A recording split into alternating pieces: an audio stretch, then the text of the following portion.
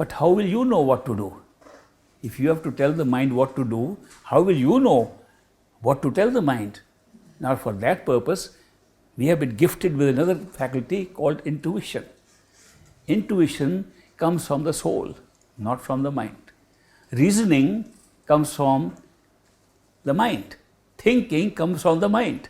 Intuition comes from our soul directly.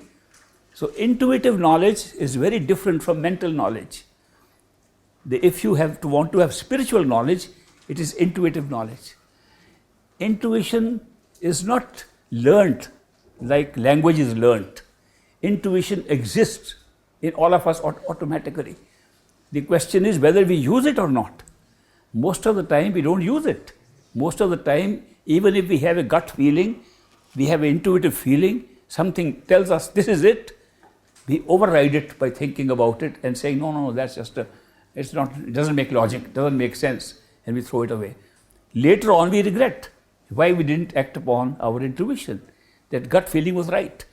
Most of the time in your life you will find that your gut feeling is always right. And the thinking makes it sometimes overturned and you don't act upon it. The mind has taken so much control over us that it does not allow our intuitive experience, intuitive knowledge to function in daily life. It can be used every day in all our events. We can use intuitive knowledge and override the mental thoughts that come. Then what do? If we have the intuitive knowledge, this is what we should do. Tell the mind to do that. No matter how much the mind resists, follow that and your life will change. It will change instantly the moment you start using it.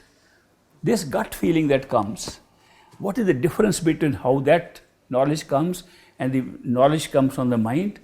The mind's knowledge always takes time. Every thought takes time. Even the smallest thought takes time. But the intuitive knowledge never takes time. It's so sudden, it just occurs to you, this is what I should be doing. And there's no thinking, there's no reasoning behind it. It's say, because of this I'm going to do this, because of this, that's all mind. But when it suddenly comes to you, now how does it come? It is there in all of us. We don't use it. We are using mental knowledge all the time, and therefore we are suppressed our own intuitive self, our own intuitive knowledge. So if you want to be spiritual, then you use spiritual knowledge which is coming from intuition. Now, this distinction is very sharp between intuition and mental knowledge, that mental knowledge comes by thinking about something, and intuitive knowledge comes without thinking. It comes suddenly and you say, I know this. If you start looking for these, then it will come automatically. In order to make sure you understand intuitive knowledge, it is accompanied by other evidence in life, and that is called a coincidence. When you have an intuitive feeling, this is true, you're driving on the road and a sign comes, nothing to do with that what you think, but one word matches what your intuitive knowledge is. How could that be? How could that coincidence happen? You open a book suddenly and it's saying the same thing in one small sentence or part of a sentence that your intuitive knowledge told you. So there is not only an inner intuitive knowledge, there is a corresponding coincidence happening outside to confirm that this knowledge was correct. So that is why this intuitive knowledge combined with coincidences in life, they will help you guide in a life which will make you very happy and make you spiritual. Otherwise, we live mental lives all the time. We think so hard that without thinking we can't do anything. Of course you should think. You should use the thinking machine, the mind, but to carry out what the intuition has told you. The mind will tell you something, is a very good device for thinking, reasoning, communicating, reading, understanding languages. It's very good. Use it for that purpose, for it was made. It was not made to guide you how to live your life. What was supposed to guide you to give your life for your own intuitive knowledge inside. So intuition should be the secret through which you learn what to do and how to lead your life inside and outside, both. And the reasoning power of the mind should be used to implement what you decide intuitively. You can't practice intuition, that I am going to learn intuition. One man came to me, a friend of mine, and he said, you know, you taught a very good lesson that we should follow intuition. Now I have practiced and learned how to use intuition. I said, how did you do that? He said, I am going to demonstrate to you. I said, now for example, I want to decide whether I want to go to this place or that place, place A or place B. Then I use my intuition, A, there. I said, what was that in between? That was the thinking process to decide A. That's not intuition. There is no time. Intuitive knowledge does not come like that. That's all mind. We are so used to living with the mind. We have made mind our master. It was supposed to be our slave. It was supposed to be our servant. It was supposed to serve us. That's why it was given to us. And we've turned the slave into our own master. There was a old story of Aladdin. I don't know, you call it Aladdin. In America, they call it Aladdin. But there's an old story of one young boy called Aladdin. And he found a lamp. And when he rubbed the lamp, a big genie appeared.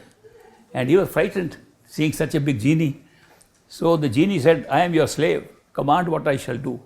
The little fellow was surprised that such a big genie is his slave. So he commanded him, go and build a house for me. In a few seconds, the house was built. The command now is, okay, put a bridge on the river. He began to give commands, but the genie was so efficient, he would carry out the command very quickly. Ultimately, the little boy had no more commands to give. So he said, genie, do what you like. So genie said, come now with me, we'll do this. He'd come and we'll do this. So the little boy became a slave of the genie because he had no more commands to give to the genie. Then one day a friend of this boy came. He says, you were such a happy little child. What has happened to you? He says, I found a very big genie called a slave, but I have no commands to give it. It's so fast. Now he'll become my master. I'm going where he takes me. He says, I'll give you a hint how to handle this. When the genie says, what's your command? Don't say, do what you like. Say, come and bring a large pole. Bring a wooden pole from the forest and dig it into my room. So when the genie brings the big pole and digs in your room, say, now genie, go up and down this pole till I give you the next command. Put the genie on that. And when you need to use the genie, give it a command. It will do that, then say, come back up and down on the pole. Saints have described this example to show that our mind is supposed to be the genie. It's powerful. It can do so much. But control it with a little pole in your head and make it repeat the words of Simran. That's keep it repeating till you want to think of something else. When you want to think of something else, use your mind. Think of what you want to do with, give him direction, and when not needed, put him back on the pole to go on repeating the words inside, day and night. It is not necessary to use the repetition of the mantra or Simran only during meditation. Use it all the time to control this mind of yours, which is supposed to be your slave. So this story illustrates how this mind, by giving it so much power by us, nobody has given it power. The mind is dead without the power of the soul. The mind has no power if it's not conscious, and consciousness is the soul that makes it alive. We have given it too much power. We should use it. And use it. It's a very useful thing. If you use it, it's a terrible master when you are being used by it. And when the mind tells you what to do, it puts fear into you, puts doubts into you every time. Supposing a person comes to me and says, I know this very clearly. I say, let's think about it a little more. I can think for 10 minutes and he'll say, now I'm not so sure. The mind is like that. You can put doubt so quickly into the mind, and the mind creates doubt for us all the time and messes up our life. Our life could be very different right here. In spite of all the kind of karma of up and down, our attitude would be very different towards life if we merely use the mind and not allow the mind to use us. So therefore, I'm very happy that so many of you could do this and be able to use your mind and put it to use like it is supposed to be, and not run with the thinking that's the only thing you have, that you are a thinking machine yourself. You are not. You are the power that makes thinking possible. So retain your power.